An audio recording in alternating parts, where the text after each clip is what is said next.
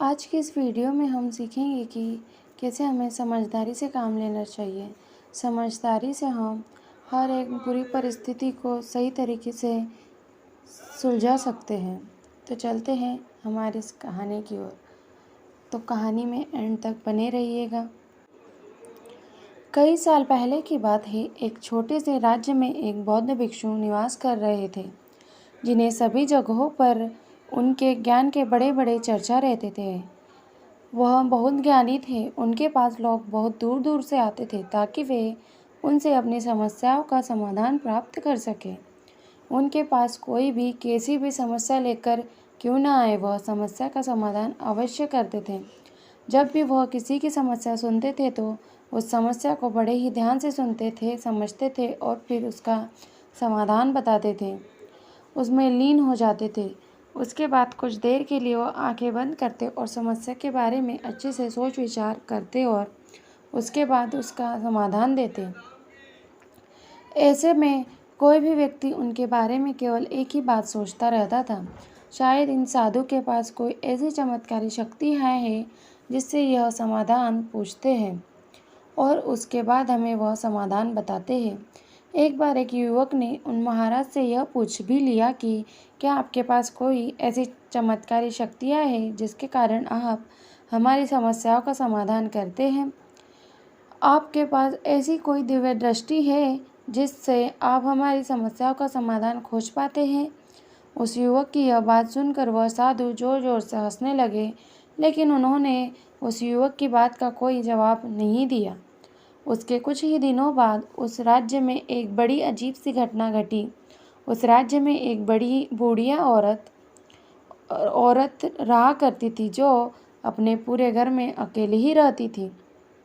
उसका कोई न था। उस राज्य से होकर 4 मित्र अपने घर की ओर जा रहे थे। वे लोग दूसरे नगर में काम करके पैसा इकट्ठा करके अपने गांव की ओर जा रहे थे।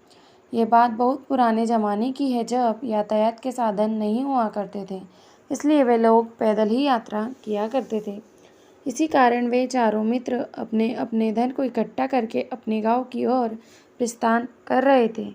उन चारों ने अपना अपना एक एक छोटी सी पोटली में सामान रख लिया और उसी पोटली में उन सब की सारी कमाई थी। तभी उन चारों मित्रों में से एक मित्र कहता है, मित्रों, इस तरह से यदि हम अपना धन अलग अलग रखेंगे तो इससे हमारा धन चोरी हो सकता है। क्यों ना हम अपना सारा धन एक ही में रख दें, जिससे हम सब इस पर ध्यान भी दे सकेंगे और हमारा धन सुरक्षित भी हो जाएगा। जब हम अपने गांव पहुंच जाएंगे तो हम वहां पर अपना अपना हिस्सा इसमें से ले लेंगे।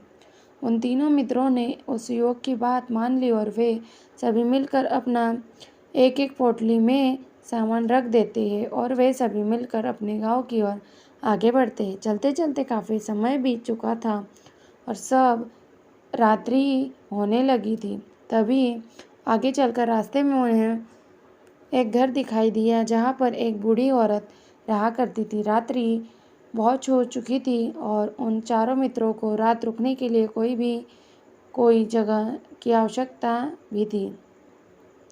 ऐसे में उन चारों ने मिलकर यह योजना बनाई कि वे लोग आज रात इसी घर में ठहरेंगे। इसलिए वे लोग उस घर की ओर आगे बढ़ते हैं। उस घर का दरवाज़ा खटखटाता है।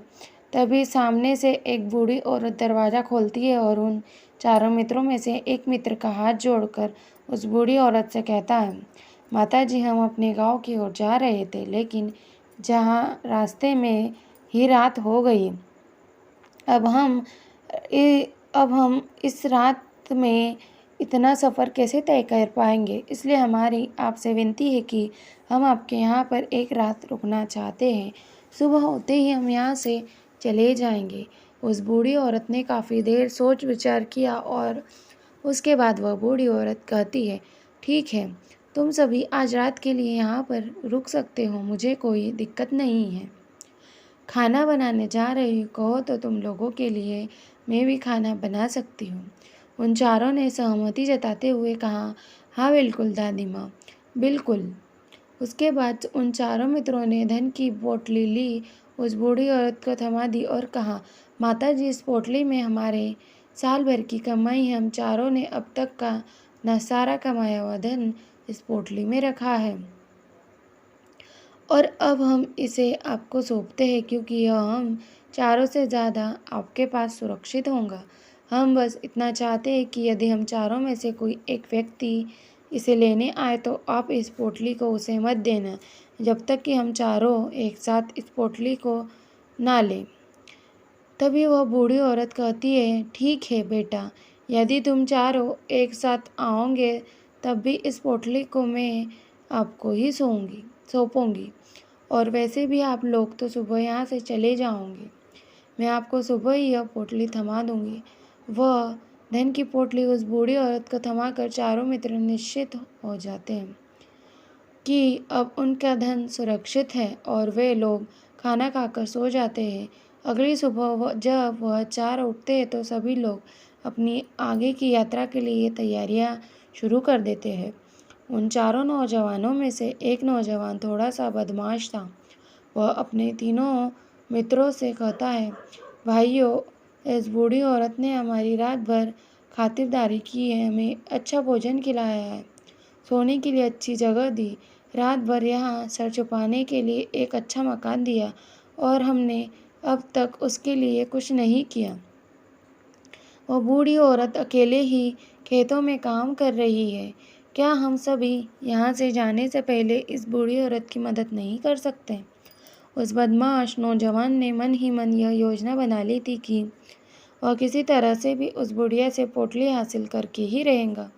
बाकी के तीनों मित्र उसकी बातों में आ जाते हैं और वे सभी मिलकर उस बुढ़िया की मदद करते हैं, अर्थात खेतों में काम करने के लिए चढ़ पड़ते हैं। वह बदमाश नौजवान अपने बाकी तीनों मित्रों से कहता है कि मित्र, तुम मुझे जोरों की प्यास लग गई है, मैं जरा उस बूढ़ी औरत से पानी मांग कर लाता हूँ। वह बाकी मित्र भी अब काफ़ी थक चुके थे, उन्हें भी जोरों की प्यास लगी थी, इसलिए वह तीनों मित्र उसे वहाँ से जाने की अनुमति दे देते हैं। जैसे कि वह बदमाश उस बूढ़ी औरत के पास पहुँचता है, वह उस बूढ़ी औरत से कहता है, माता जी, अब हम यहाँ से जा रहे हैं, कृपया करके हमारे धन की पोटली हमें वापस दे दीजिए। इस पर बूढ़ी औरत कहती है, नहीं नहीं, जब तक तुम चारों एक साथ नहीं आ जाते मैं यह धन की पोटली तुम्हें नहीं दूंगी। जब तक हम चारों एक साथ ना हो तब तक यह पोटली किसी को नहीं देनी है।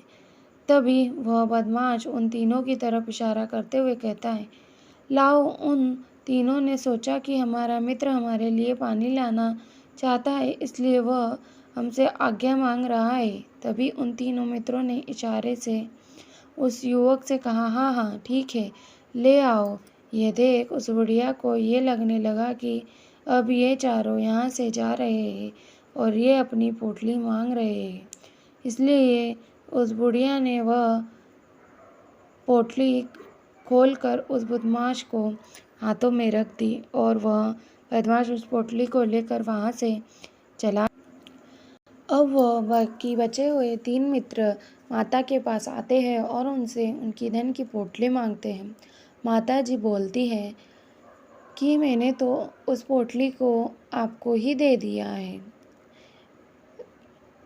तो वह बचे हुए मित्र बोलते हैं, हमने नहीं ना तो धन लिया है और ना ही पोटली ली है। वह बड़े आश्चर्य के साथ बोलते हैं। तीनों बड़े आश्चर्य होकर उस बुढ़िया से कहते हैं, माता जी, हमने भला कब कहा वह पोटली मांगी थी? हमें तो प्यास लगी थी और हमने पानी के लिए इशारा किया था। तभी बूढ़ी औरत उन तीनों से कहती है, परंतु अब तो वह पोटली लेकर जा चुका है। तभी वह तीनों मित्र सर पकड़ कर रोने लगते हैं और कहते हैं, माता जी, उसमें हमारा सारा कमाया हुआ धन था जो वह अकेले लेकर भाग चुका है।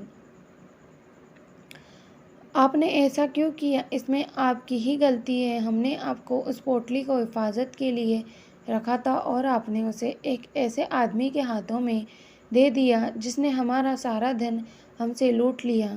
हम बर्दाश्त नहीं करेंगे। हम राजा के पास जाएंगे और राजा से आपकी शिकायत करेंगे, न्याय की मांग करेंगे। राजा ही सही फैसला लेंगे। राजा के दरबार में पहुंच जाते और अपनी सारी समस्या बताते थे। वह राजा उन तीनों नौजवानों की ध्यानपूर्वक बात सुनता है और बोलता है। औरत को राज दरबार में पेश करेंगे और राजा भरी दरबार उस बूढ़ी औरत को दोषी करार कर देता है और कहता है, तुम्हें वह पोटली उस अकेले व्यक्ति को नहीं देनी चाहिए थी। उस पोटली को लेने न आए तब तक तुम्हें वह धन नहीं किसी को नहीं देना चाहिए था। इसमें तुम्हारी गलती है और अब तुम्हें इसका हार भुगतना पड़ेगा। राजा परेशानी में पड़ जाता है कि हम कैसे इस बूढ़ी अम्मा को बचा सकते हैं। उनकी कोई गलती नहीं है इसमें। तो वह पास के एक आश्रम में जाते और बुद्ध से पूछते हैं कि हम ऐसा क्या करें। बौद्ध भिक्षु बहुत ही ज्ञानी थे। बौद्ध भिक्षु उस व्यक्ति को पकड़ने का बोलते हैं जो इस पोटली को लेकर जा चुका था।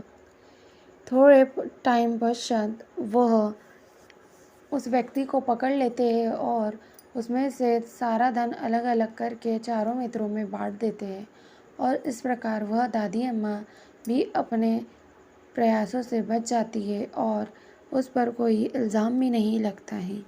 ऐसी वीडियो के लिए हमें लाइक और सब्सक्राइब कीजिए। धन्यवाद।